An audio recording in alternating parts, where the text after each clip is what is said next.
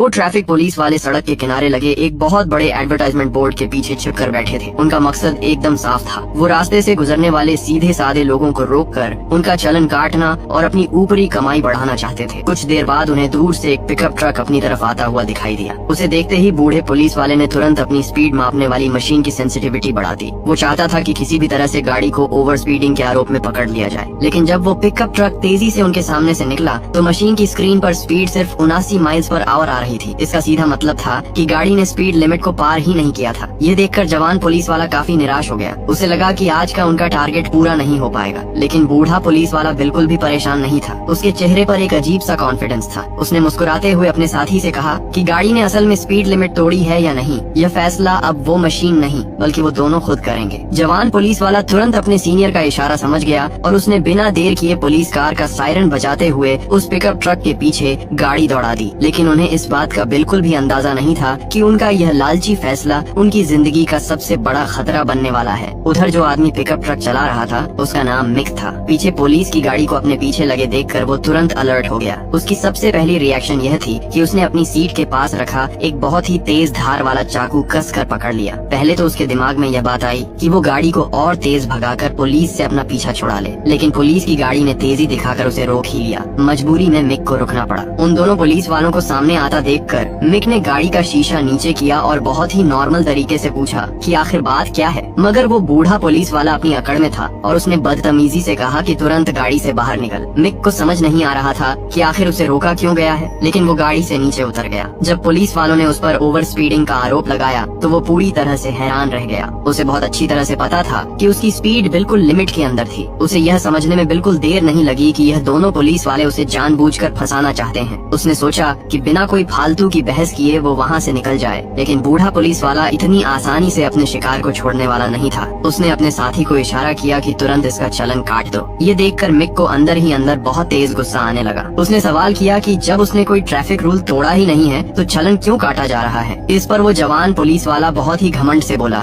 कि इस इलाके में सिर्फ उन्हीं का लॉ चलता है। इसके बाद उस बूढ़े पुलिस वाले ने मिक से उसका ड्राइविंग लाइसेंस मांगा। मिक गुस्से से भरा हुआ था, लेकिन उस वक्त उसने मजबूरी में अपना लाइसेंस निकाल कर उन्हें दे दिया। पीछे खड़े दोनों पुलिस वाले उसका बहुत मजाक उड़ा रहे थे। उस एक पल के लिए मिक का हाथ अनजाने में गाड़ी के अंदर रखे उस चाकू की तरफ बढ़ गया था, लेकिन उसने बहुत मुश्किल से खुद को कंट्रोल किया ताकि बात और ना बिगड़े। जब उस बूढ़े पुलिस वाले ने उसका लाइसेंस देखा और उसे पता चला कि यह आदमी बाहरी शहर का है तो उसका रवैया पहले से भी ज्यादा खराब हो गया। उसने अपने साथी से कहा कि इस पर सबसे भारी जुर्माना लगाओ। मिक ने हार न मानते हुए आखिरी बार उन्हें समझाने की कोशिश की। उसने बहुत ही रिक्वेस्ट करते हुए कहा कि उसके परिवार की पूरी जिम्मेदारी उसी के ऊपर है, इसलिए इस बार उसे बिना चलन काटे जाने दिया जाए। लेकिन उसकी मजबूरी सुनकर उन दोनों पुलिस वालों को बिल्कुल भी दया नहीं आई, बल्कि वो और ज्यादा उसका अपमान करने लगे। कुछ ही देर में एक भारी भरकम चलन उसके हाथ में थमा दिया गया। वहाँ से जाते जाते वो बूढ़ा पुलिस वाला मिक के परिवार वालों को भद्दी गालियाँ देने लगा और वो जवान पुलिस वाला उसे घूरते हुए अजीब तरीके से हंस रहा था। उस वक्त मिक सिर्फ मजबूरी में हंसता रहा, लेकिन जैसे ही वो दोनों पुलिस वाले वहाँ से थोड़ा दूर गए, मिक का चेहरा पूरी तरह से बदल गया। उसकी आंखों में एक खौफनाक गुस्सा साफ नजर आ रहा था। उसकी नजर सीधा गाड़ी के अंदर रखी अपनी स्नाइपर राइफल पर पड़ी। इधर वो दोनों पुलिस वाले अभी भी अपनी खुशी में मग्न थे कि उन्होंने एक आदमी को बेइज्जत करके उसका भारी चलन काट दिया। उन्हें बिल्कुल भी अंदाजा नहीं था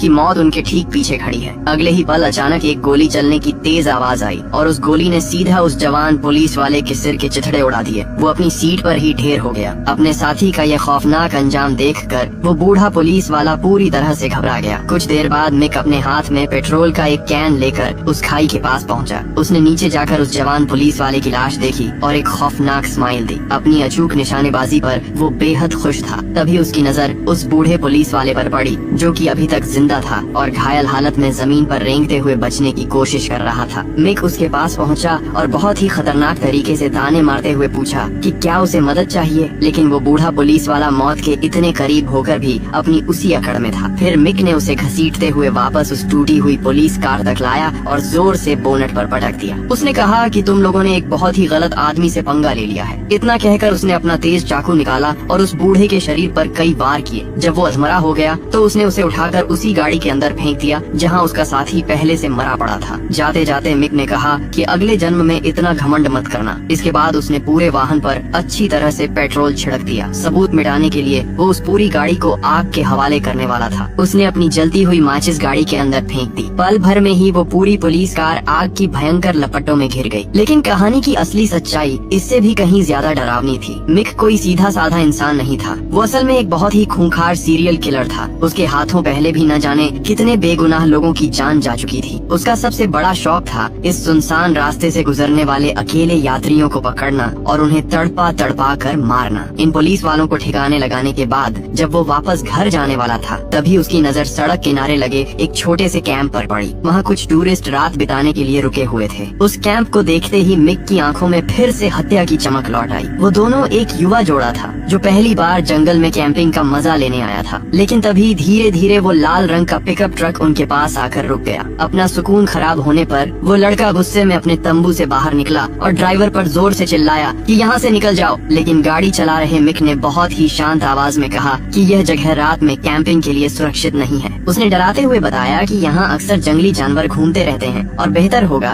कि वे उसकी गाड़ी में बैठकर शहर के किसी मोटेल में चले जाएं। शुरुआत में लड़के को लगा कि शायद यह कोई भला इंसान है जो उनकी मदद करना चाहता है। लेकिन जैसे ही मिक की नजर उस खूबसूरत गर्लफ्रेंड पर पड़ी उसके मन में एक गंदी नीयत जाग उठी। बिना कोई वार्निंग दिए अचानक मिक ने उस लड़के को पकड़ लिया और अपना चाकू सीधा उसके पेट में घोंप दिया। अपने बॉयफ्रेंड को खून से लथपथ देखकर वो लड़की डर के मारे जोर से चीख उठी। लेकिन इससे पहले कि वो भाग पाती मिक ने उसके बाल पकड़े और उसे जमीन पर दबोच लिया। तभी वो लड़का जो अभी पूरी तरह मरा नहीं था वो होश में आ गया। उसने पास पड़ी एक लकड़ी उठाकर पूरी ताकत से मिक के सिर पर दे मारी। मिक की शारीरिक ताकत किसी आम इंसान से कहीं ज्यादा थी। उस लड़के ने पूरी कोशिश की लेकिन वो उस खूंखार हत्यारे का मुकाबला नहीं कर पाया। कुछ ही देर में मिक ने उसे बुरी तरह से पीट कर जमीन पर गिरा दिया। ये सब अपनी आंखों के सामने देखकर उस लड़की के होश उड़ गए। उसका शरीर डर से कांपने लगा। इससे पहले कि वो कुछ समझ पाती मिक ने उसका गला पकड़ लिया और उसे इतनी जोर से दबाया कि वो लड़की बेहोश हो गई। जब उस लड़की की आंख खुली तो सामने का नजारा देखकर उसकी रूह कांप उठी।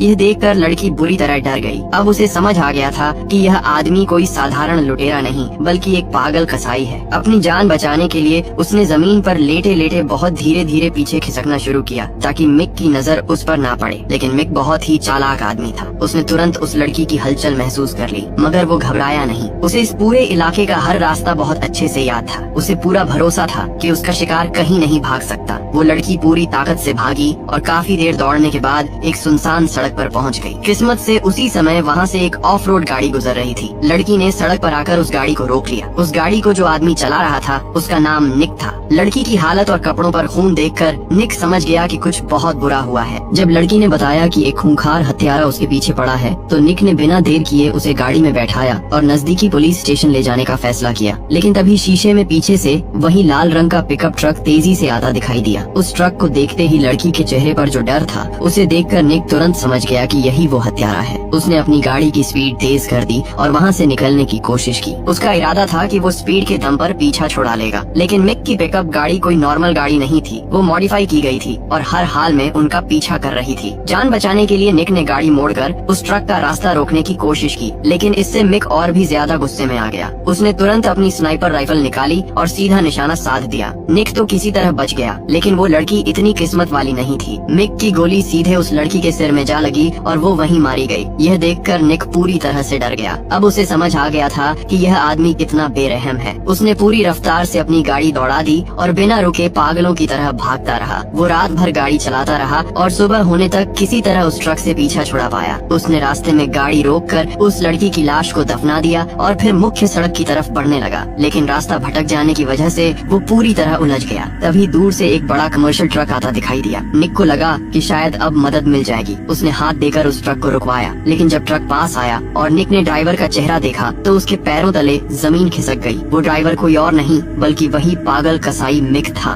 निक तुरंत वापस अपनी गाड़ी में कूदा और फिर से मौत की वो दौड़ शुरू हो गई। इस बार निक ने अपनी ऑफ रोड गाड़ी की ताकत का फायदा उठाया और एक पहाड़ी रास्ते पर गाड़ी दौड़ा दी जिससे उसने काफी दूरी बना ली। जब उसने देखा कि मिक पीछे छूट गया है तो उसे थोड़ी राहत राहत मिली, लेकिन ये राहत ज्यादा देर नहीं रही। उबड़ खाबड़ रास्ते पर उसकी गाड़ी का बैलेंस बिगड़ गया और वो सड़क किनारे लगी एक लोहे की रेलिंग से जा टकराई। गाड़ी बुरी तरह फंस गई थी। निक ने दरवाजा खोलकर भागने की कोशिश की, लेकिन दरवाजा जाम हो चुका था। तभी पीछे से मिक का वो भारी ट्रक आया और उसने पूरी ताकत से निक की गाड़ी को धक्का देकर खाई में गिरा दिया। खुशकिस्मती से एयरबैग्स खुल गए और निक की जान बच गई। उसे लगा कि अब शायद खतरा टल गया है, लेकिन अगले ही पल वो ट्रक भी ऊपर से गिरता हुआ सीधा उसी की तरफ आ गया। निक ने समय रहते खुद को गाड़ी से बाहर निकाल लिया। जब उसने ऊपर पहाड़ी पर देखा तो मिक उसे घूर रहा था। अब वो अपनी जान बचाने के लिए रेगिस्तान की तरफ भागने लगा, लेकिन इस बार मिक उसे गोली मारना नहीं चाहता था। वो निक के साथ बिल्ली और चूहे का खेल खेलना चाहता था। रेगिस्तान की तेज धूप और गर्मी में निक के पास रखा पानी बहुत जल्दी खत्म हो गया। भयंकर प्यास और थकान से उसकी हालत बिगड़ने लगी। कुछ ही देर बाद उसकी पूरी ताकत जवाब दे गई और वो चक्कर खाकर जमीन पर बेहोश होकर गिर पड़ा। जब निक की चेतना धुंधली पड़ रही थी, तभी उसे दूर एक घर दिखाई दिया। उसे लगा कि शायद यही उसकी आखिरी उम्मीद है। वो किसी तरह उठकर लड़खड़ाते हुए उस घर तक पहुंचा और दरवाजे तक आते ही बेहोश हो गया। जब निक की आंख खुली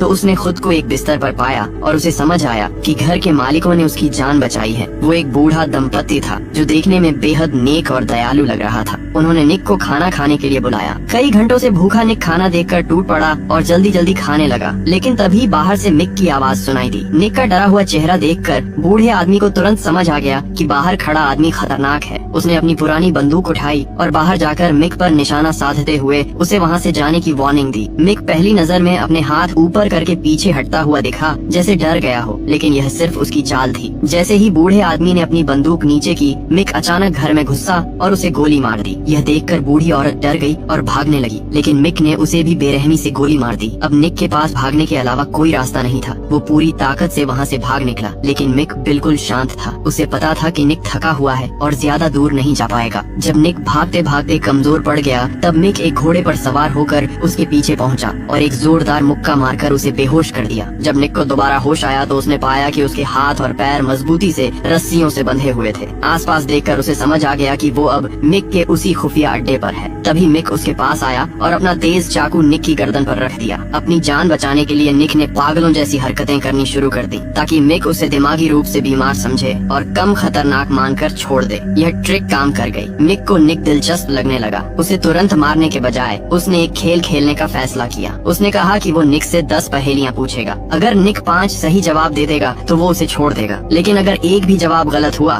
तो उसकी एक उंगली काट दी जाएगी। शुरुआत में निक को लगा कि वो यह खेल जीत सकता है, लेकिन जल्द ही उसे समझ आ गया कि मिक की पहेलियां बेहद मुश्किल थीं। सिर्फ 2 राउंड में ही वो 2 सवालों के गलत जवाब दे बैठा और उसकी 2 उंगलियां काट दी गईं। अब निक को साफ समझ आ गया था कि अगर यह खेल चलता रहा तो वो तड़प तड़प कर मारा जाएगा। जान बचाने के लिए निक समझ चुका था कि अब उसके पास खोने के लिए कुछ नहीं है। जैसे ही मिक का ध्यान हटा, निक ने मौका देखकर पास पड़ा एक भारी लोहे का हथौड़ा उठाया और पीछे से उस पर जोरदार हमला कर दिया। वार लगते ही मिक जमीन पर गिर पड़ा। निक को लगा कि शायद अब उसे भागने का मौका मिल गया है, लेकिन कुछ ही पलों में मिक खून से लथपथ होने के बावजूद फिर से उठ खड़ा हुआ। उसकी ताकत किसी राक्षस जैसी थी। मजबूर होकर निक वहाँ से पूरी ताकत से भागा, लेकिन समस्या यह थी कि मिक का अड्डा किसी भूल भुलैया से कम नहीं था। वहाँ इतने सारे रास्ते थे कि निक घंटों भागता रहा, फिर भी बाहर निकलने का रास्ता नहीं मिला। भागते भागते उसकी नजर एक ऐसे कमरे पर पड़ी जिसे देखकर उसके पैरों तले जमीन खिसक गई। उस पूरे रास्ते में अनगिनत लोगों की लाशें बिखरी पड़ी थी। कुछ कंकाल बन चुके थे और कुछ अधूरी हालत में पड़े थे। ये देखकर साफ हो गया कि मिक लंबे समय से ये सब कर रहा था।